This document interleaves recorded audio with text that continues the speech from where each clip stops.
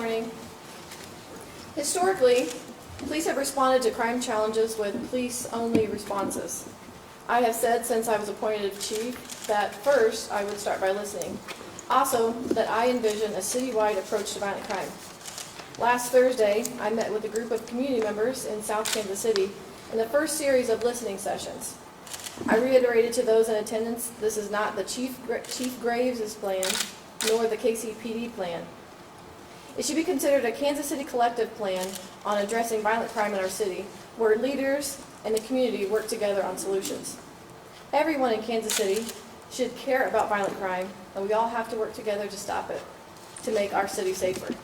Standing with me here today is the embodiment of that citywide approach.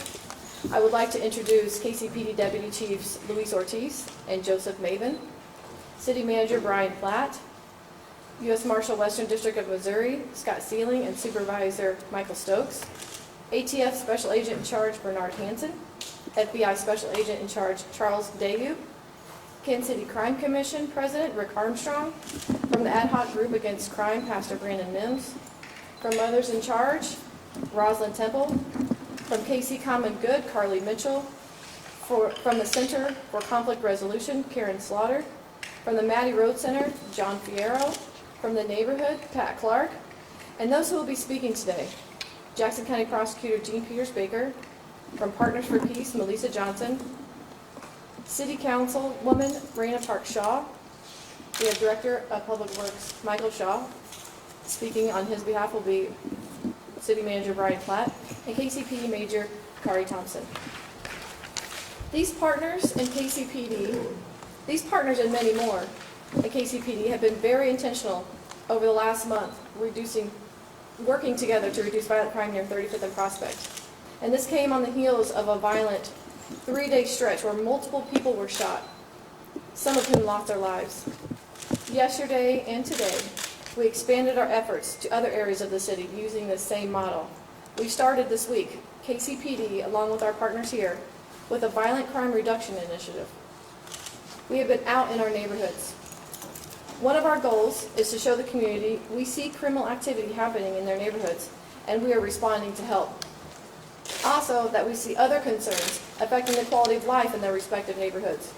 KCPD and our partners are out in our neighborhoods talking with community members, offering resources.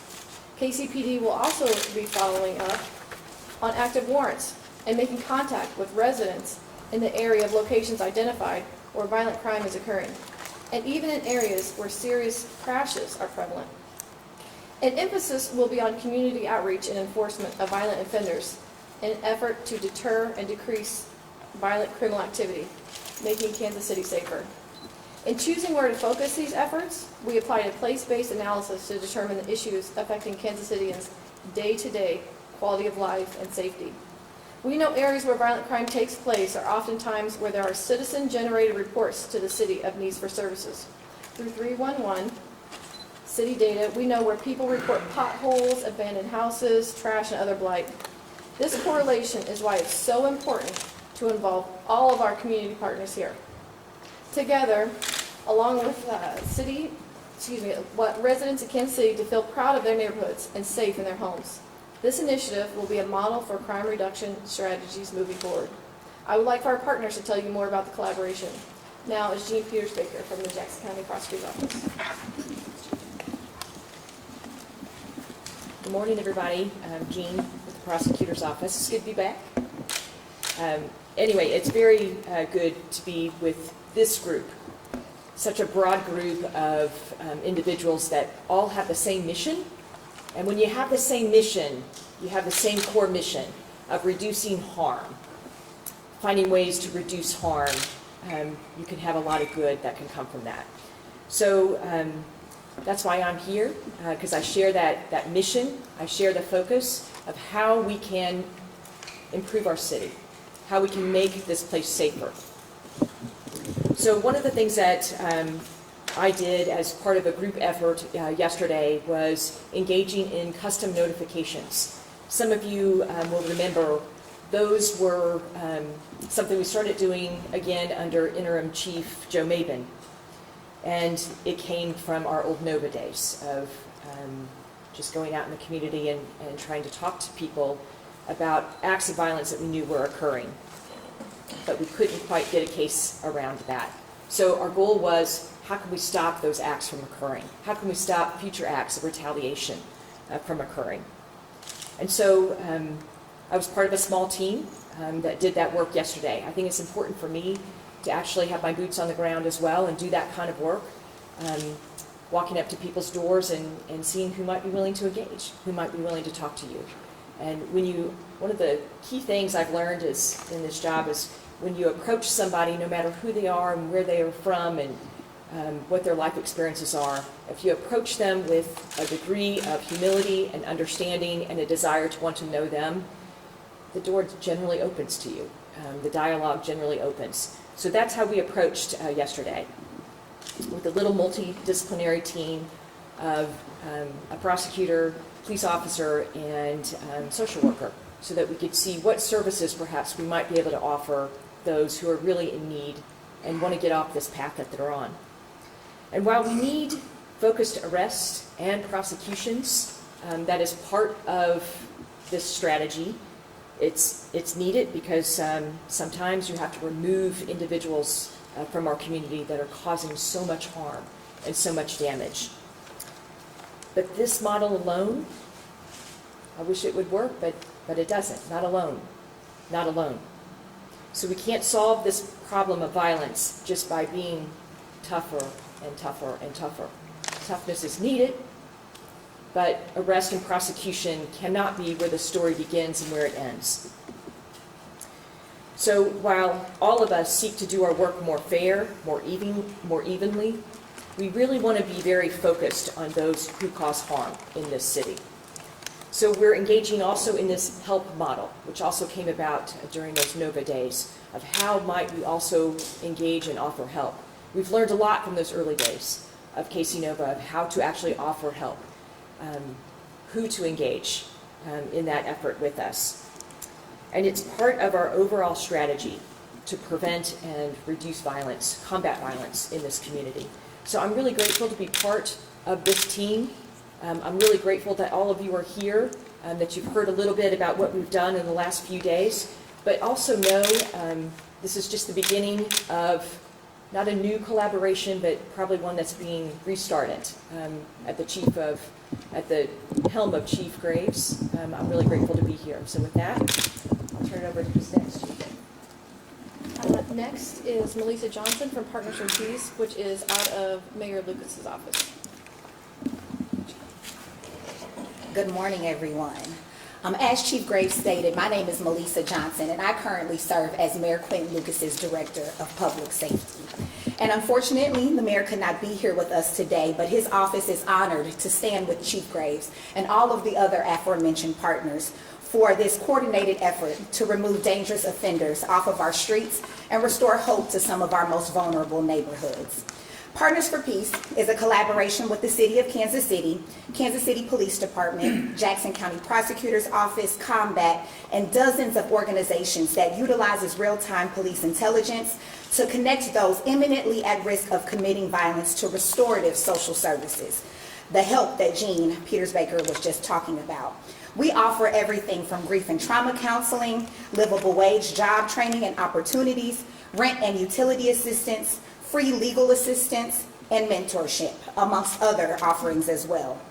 And while I am very, very proud to stand here with everybody behind me today, I am most proud to stand with all of you watching, because a true collaborative effort requires the participation of every single Kansas City resident that is ready to say enough. Enough mothers have lost their children of all ages. Enough people are too scared to walk around their own neighborhoods. And enough of living in constant fear that violence may land at your doorstep or affect your family. So yesterday, in partnership with the Community Engagement Division of the Kansas City Police Department, we handed out these pamphlets to as many homes and as many people that were willing to engage with us. So if you see something, say something. If you know that someone has fallen on hard times and may be at risk of committing criminal activity, have them call Partners for Peace. That number is 816-775-2525. Again, 775-2525 to be connected to a social worker and life-altering restorative help. As Jean just mentioned, it is a new day in Kansas City. And the theme of this new day is togetherness. Our Kansas City Police Department and our prosecutors are working together. Kansas City Police Department officers and the community are working together. Now we need all of our neighbors, all of our community members to also work together to restore peace to our beloved city and create a safer and more equitable city for everybody. And again, the number for Partners for Peace is 816-775-2525. And I thank you for your time this morning. Now, Councilwoman Park Shaw. Thank you, Chief. Good morning, everyone. I am 5th District Councilwoman Rayna Park Shaw, and it is an honor to be here, standing with all of these amazing committed individuals and representing all of the organizations and the neighborhoods working together to address our violent crimes here in Kansas City. It's already been said that many in our community have said enough is enough. Well, a few months ago, Kansas City City Council said enough is enough. And we made a historical investment of $30 million over the next 5 years to prevent violence, to prevent the root causes of violence. And we just started about the beginning of May, so a couple of weeks ago, really trying to work aggressively under the leadership of City Manager Brian Platt to get those dollars out into the community, into those grassroots organizations' hands who have been instrumental in having success in reducing violent crimes but didn't have the capacity to expand.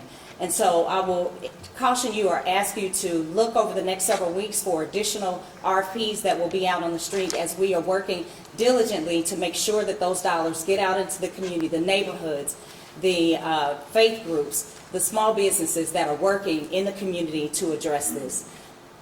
This collaboration is huge for Kansas City, as we are unfortunately seeing unprecedented numbers.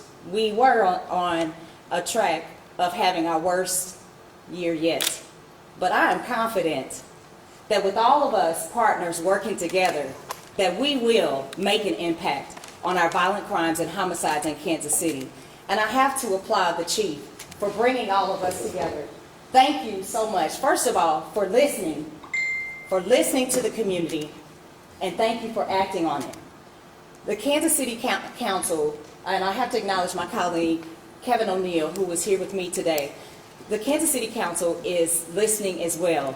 We know across our city, we have the #1 priority that individuals are listing in every district is they want safe, thriving neighborhoods.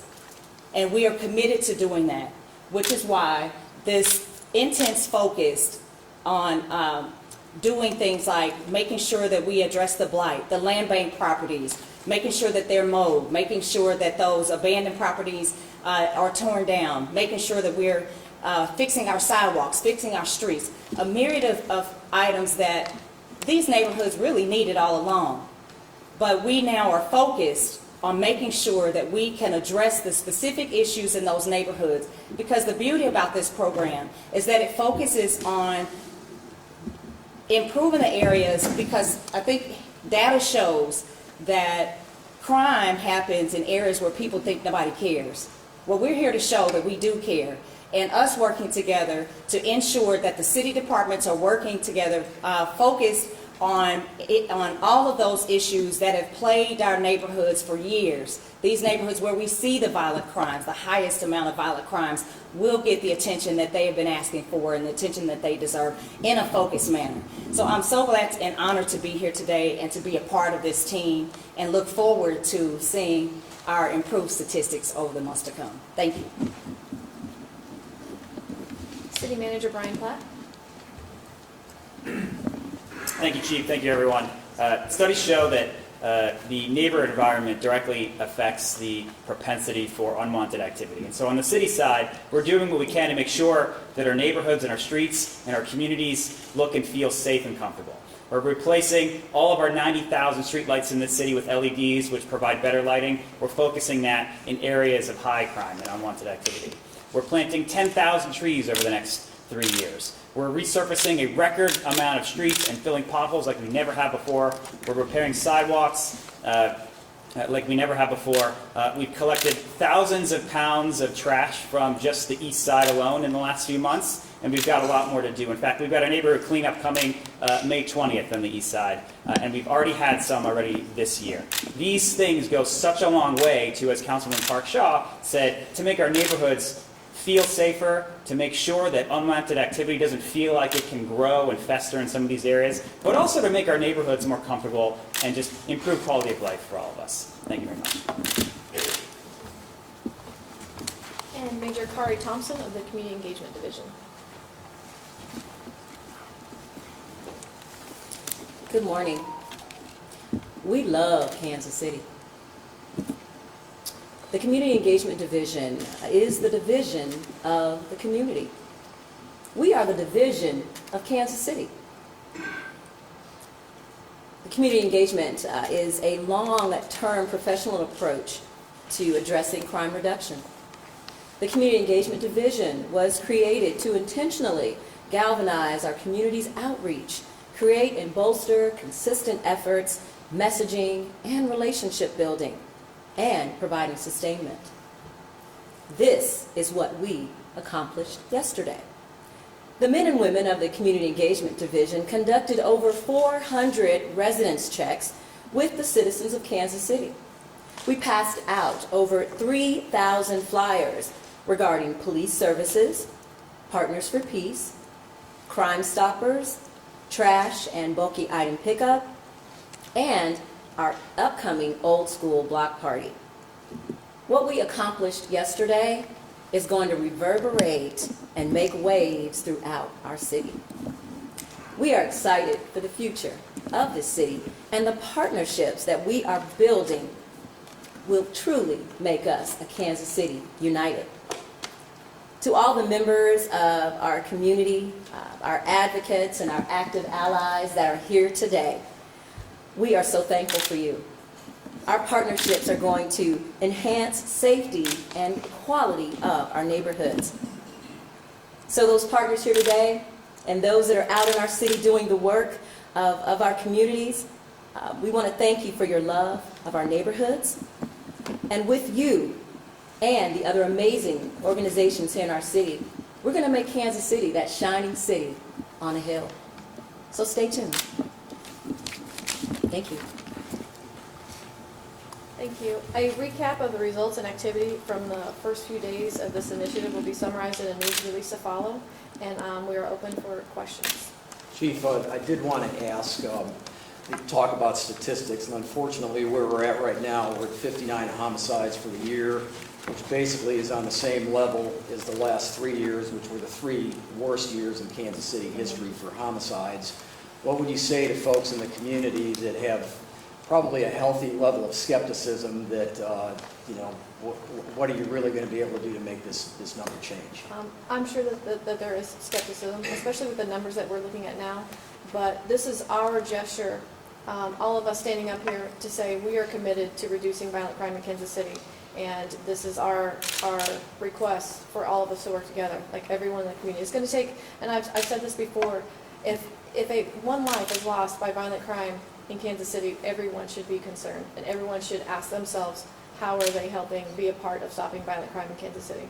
And then from the crime stopping standpoint, based on your own numbers, it looks like you have a 51% clearance rate with homicides, which means basically half of the people that have committed these crimes, at least to this point, are getting away with it. So that doesn't seem like a terribly good deterrent. Well, I wouldn't say that they're getting away with it. I would say that those cases are in progress, and we are working towards solving and clearing those cases. Even though that percentage may say 51%, that doesn't mean that we don't have active cases that are either being compiled as we speak, things being tied up, and all of that information being put in for a case file that is at its most successful point of prosecution. Do you have enough people to work on this stuff? I know that you're down, right? The KCPD is short-staffed, but we're doing the best with what we have, and what we do have are a group of dedicated men and women that are invested in the betterment and safety of our city. I have to ask this question. The because you mentioned skepticism. So He what was the mentioned magic skepticism. number that came up to get all these groups together? We got 59 homicides. We got over 1,000 aggravated assaults. What was the magic number at 59 and over 1,000 that came up with this entire group and not 2 homicides or 1 homicide or 1 Okay, I'm ready to aggravated answer. assault and put the group together? Yes. The answer to that is, we have been doing this a bit behind the scenes. This week was a violent crime initiative that we've done, or that we felt like it was needed because we are seeing the rising numbers. But a lot of this work has been going on. It's been going on, and we've been having conversations and bringing this group together since I came into this position. We've all existed in our own agencies. We all have worked together. We'll continue to work together. This is just a culmination of the last several months of us planning, working together, and figuring out exactly what the best strategy is to reduce violent crime in Kansas City. And here we are standing before you. But it's not just us. Like Prosecutor Gene Petersbaker said, it's not going to take. It's going to take more than us. It's going to take the community working with all of the partners that you see here to really make an impact on violent crime. So if everybody's been doing this, why hasn't it been working? Well, I would ask. That's what we're doing, is coming out to the community and also asking the community what we can do to help stop violent crime. So in regards to KC 360, which was rolled out end of 2022, first part of 23, Omaha closed out 2022 with 39 homicides and an 87% close rate. How soon can we see results from KC 360? We're 5 months into this. Where are we at and what do we look like? Yeah, so do you want to talk about KC 360? Okay. Okay, so we are working with 360. We are working with all of our community partners to include Partners for Peace, and seeing what the best response is going to be. And you have just like you have a big response. It's right here. We didn't get here overnight, and we're not going to untangle all of this for I could say some months to come. But we are showing Kansas City, you have invested community partners right here to help out, whether that be like what Melissa Johnson said about some of the opportunities for us to help, but also you have KCPD for enforcement, some of the community partners behind us. We are here for that collective Kansas City approach to violent crime. This right here is just to tell everyone, just to show everyone, we've been doing this work behind the scenes over the past couple months, but this is us coming together and showing the city, we're here, we're committed, we see you, and we're responding. Chief, what's a measure of success? How would you gauge this effort to be successful? That the community and all of our community partners, all of our neighborhoods, we're all working together, and violent crime is reduced. At the minimum, reduced. Gina, I wonder if I could ask you a question. A few years ago, as you know, the Missouri Supreme Court changed the bond rules in terms of, how people can get in and out of jail. And I will just say anecdotally, having been out in some of these neighborhoods, what some of the people tell us is that they see people that commit violent crimes and they're right back out on the street the next day, so they're afraid to say anything because they're afraid they're going to get shot. How do you address that? Well, the Missouri Supreme Court is an authoritative body. And so their Supreme Court guidelines that they were given regarding bond are what they are. So with that said, that doesn't mean that all individuals are given a bond. It doesn't mean, though, that some people aren't out in the community that I wish were in custody. That's just fair to say. I'm not here, though, to say we can't do it under the Supreme Court bond guidelines, because, I have I think, too small a jail. Of course, I would think that, right? But I think we have too small a jail. That said, I had that same jail in 2014, and we were able to do it. So what I see here is a collective. It's a collective approach. And we took a lot of lessons out of our successes and our failures, when we tried a collaboration before. We had great success. We had a hard time hanging on to it. But I guess I'll just remind you that I had the same jail then, and I had the same issues really then of, how do I keep all, violent people in making sure that, they're accounted for, that they're not reharming somebody. So it was possible then, that means it's possible now. What's the difference between now and then, do you think, from 2014 to now?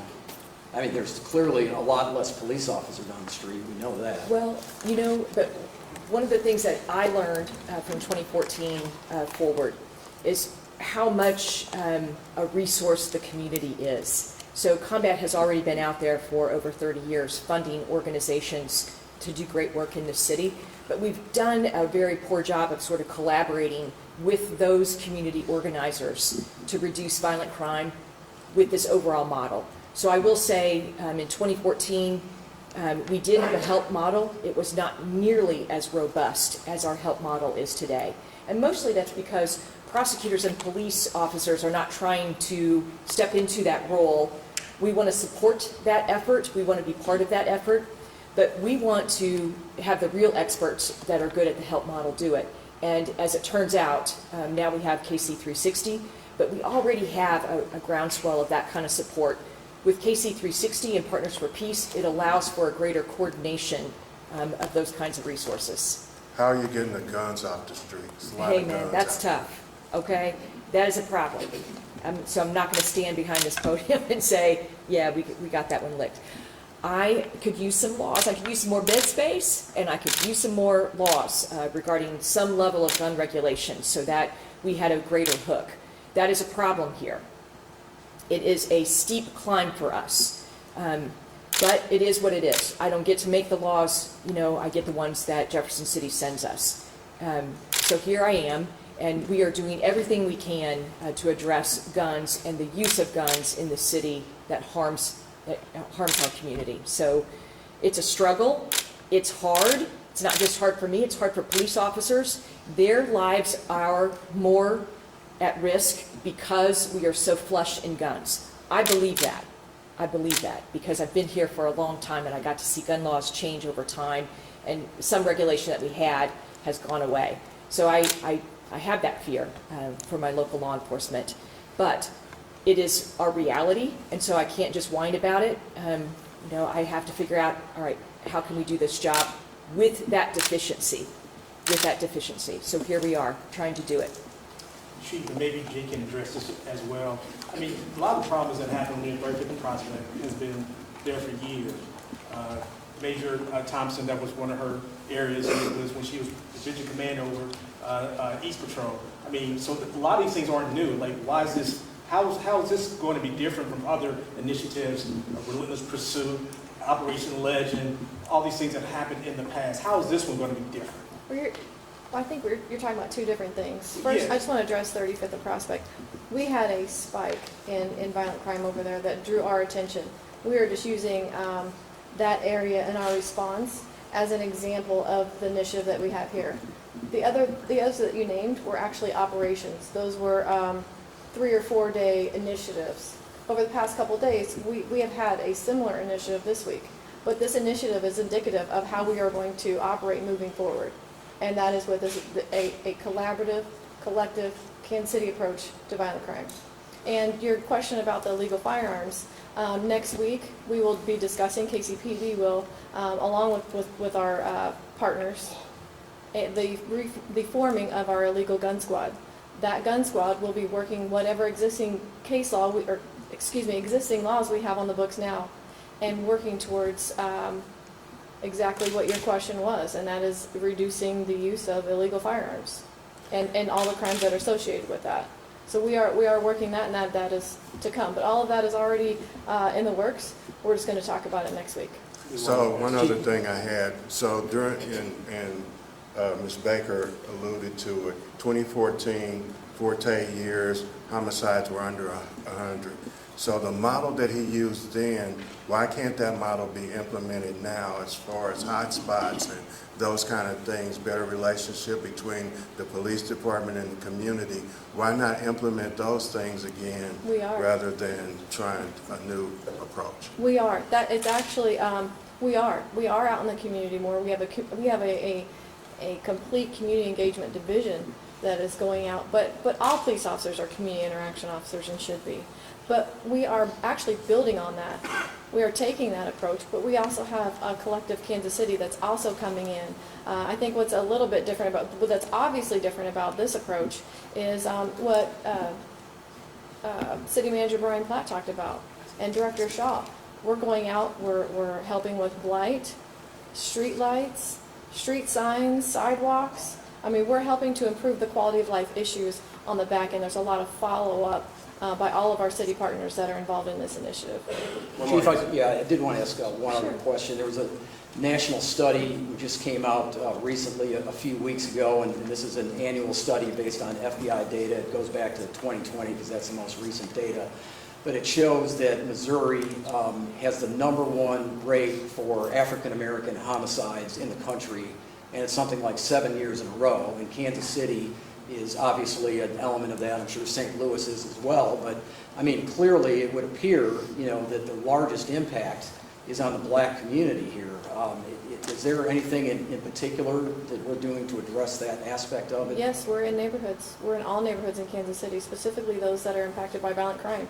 Specifically those neighborhoods that have been decade after decade affected by violent crime. And what I say, like, I know you had the skepticism question, or what's different about this. I've explained that, and at some point, our city needs to stop bringing everything from the past, and we're talking about successes and failures. We are where we are at with violent crime, and this is how we are responding. It's time for everybody to get on board, for us to all work together and move forward to do something to make Kansas City a safer place. Thanks, guys. Thank you, Chief.